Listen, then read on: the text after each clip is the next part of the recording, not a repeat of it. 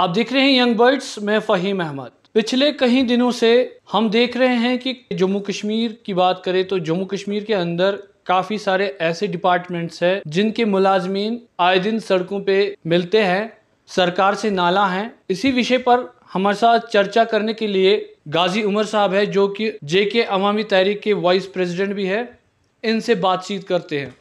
बहुत बहुत शुक्रिया सर वक्त देने के लिए। जी शुक्रिया आपका। आपने सबसे अहम मुद्दा, जी क्योंकि जम्मू कश्मीर की अगर बात करें तो जम्मू कश्मीर के अंदर जितने भी डिपार्टमेंट्स हैं तो उनके मुलाजमीन जो है तनख्वाहों के लिए तरस रहे हैं, और LG सरकार जो है यहाँ पर तो ग्राउंड लेवल पे अगर देखा जाए, एक तरफ तो सरकार दावा करती है, चाहे BJP की पार्टी, क्योंकि देश की सबसे बड़ी पार्टी है, उनके नेता लोग जो है वो ये कहते हैं कि हमने रोज़गार दिया, लेकिन दूसरी तरफ अगर देखा जाए तो सड़कों पे मुलाजमीन दिखते हैं, पॉलिटिकल लीडर हैं, तो क्या कुछ कैसे दिखते हैं सबको?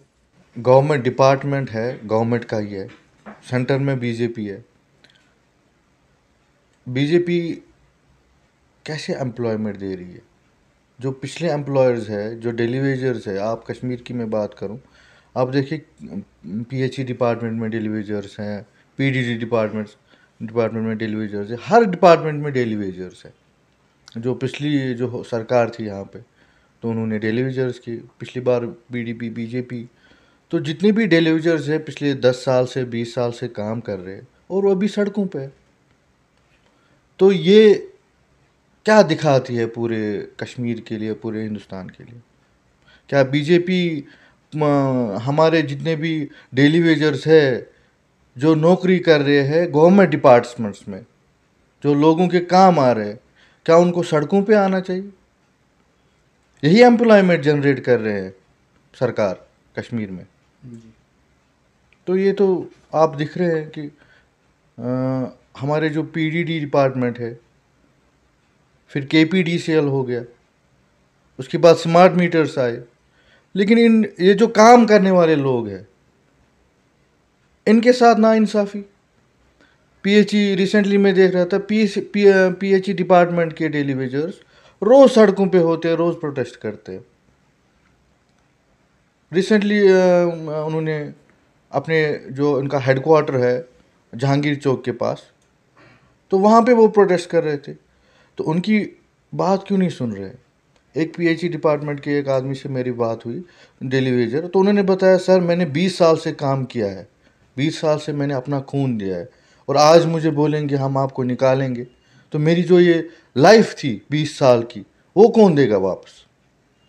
मैंने तो सब कुछ, वो तो परमानेंट मुलाजिम नहीं था, तो परमानेंट नौकरी नहीं करता, परमानेंट बेनिफिट्स तो नहीं ले रहा था सरकार से, अपने डिपार्टमेंट से, तो डेली वेजर था ना। उनकी सैलरी भी बहुत कम होती है और काम भी बहुत ज़्यादा होता है। तो 20 साल से वो काम करता रहा, फिर उसके बाद परमानेंट भी नहीं हुए, और उसके बाद इनको बोला जा रहा है अब इनको निकालेंगे। तो चाहते क्या है यहाँ पे? ऑलरेडी कश्मीर कॉन्फ्लिक्ट जोन में है, ऑलरेडी कश्मीर टेंशन में है, पूरे कश्मीर को टेंशन स्टेट बना दिया है।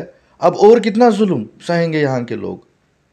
अब डेली वेजर्स तक को नहीं छोड़ पा रहे हो, फिर आशा वर्कर्स है, फिर आंगनवाड़ी वर्कर्स है, आप देखिए ना, रहबरी खेल वाले, आप देखिए कौन सी डेवलपमेंट ये दिखा रहे हैं, कौन सा अमन ये दिखा रहे हैं, बाहर लोगों को बता रहे हैं कश्मीर में अमन है। यही अमन है कि यहाँ के सरकारी मुलाजिम परेशान हैं? यही अमन है कश्मीर में कि यहाँ के सरकारी खवातीन मुलाजिम परेशान हैं? यही अमन है कश्मीर में? सर हाल ही में अगर कल की बात करें तो कल जम्मू के अंदर एक मीटिंग हुई, तो जिसमें फ़ारूक अब्दुल्ला सरबराही कर रहे थे और महबूबा मुफ्ती जो कि PDP की अध्यक्ष है, तो किस तरह देखते हैं उस मीटिंग को? जी, मीटिंग्स तो होती ही रही है। इन मीटिंग्स से कुछ कश्मीर का हल निकला? कश्मीर के मसले का हल हुआ?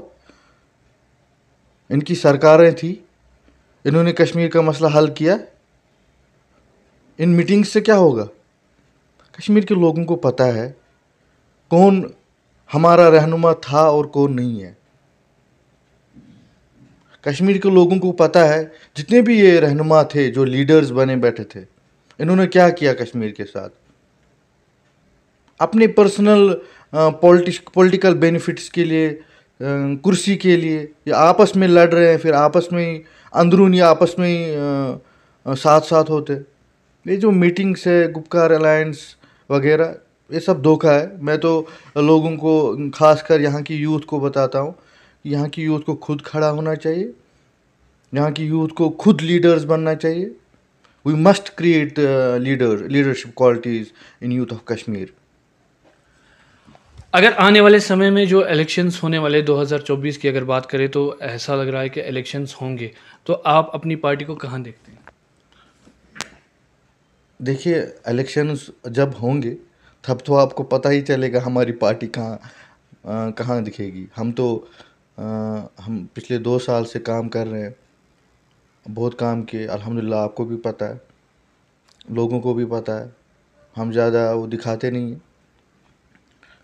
इंशाल्लाह आप देखेंगे जब इलेक्शंस होंगे, आप भी होंगे इंशाल्लाह, तो आप पूरे कश्मीर के आवाम को पता चलेगा। हमारा एक ही मकसद है। We want peace here, we want the young youth and the upcoming generation to live peacefully in Kashmir, to live in a paradise, not in a hell. We call it a paradise here, but it's not paradise. People, those who were, the representatives of Kashmir, for their personal benefits, made the Kashmir hell. So we are tired now. The youth of Kashmir is tired. So everybody wants peace here, nothing else. आखिर में जानना चाहूँगा, जो India alliance हुआ है, जो regional parties है पूरे हिंदुस्तान के अंदर, तो भाजपा को हराने के लिए उनने जो तैयारियां की है, हर एक अपने जो कैंडिडेट्स हैं उन्हें वो भी सामने लाया लोगों के। क्या लगता है, इंडिया अलायंस बीजेपी को यहाँ पर टक्कर देगी? देखिए, India alliance, BJP, NDA alliance, ये तो सेंटर में पूरे हिंदुस्तान में 2024 इलेक्शन आने वाला है, उसमें दिखने को मिलेगा। टक्कर तो ये एक दूसरे के देंगे, बहुत टफ इलेक्शंस होंगे। होपफुली जो पूरे हिंदुस्तान को और कश्मीर के मसले को हल करे वही जीते। बिल्कुल। बाकी जो आज तक हुआ है, हम नहीं चाहते कि वो दोबारा हो। बहुत बहुत शुक्रिया हमारे साथ बात करने के लिए थे गाज़ी उमर साहब, जो कि वाइस प्रेसिडेंट है अवामी तहरीक के। आपको बता दें कि इन्होंने यही कहा कि वो इलेक्शंस जब भी होंगे तो बहुत जो है उसमें टकराव देखने को मिलेगा, क्योंकि इंडिया अलायंस जो हाल ही में हुआ है वो कहाँ तक पहुँचती है और भाजपा को कहाँ पर देखती है, वो देखने वाली बात होगी। यंग बर्ड्स के लिए फ़हीम अहमद, श्रीनगर।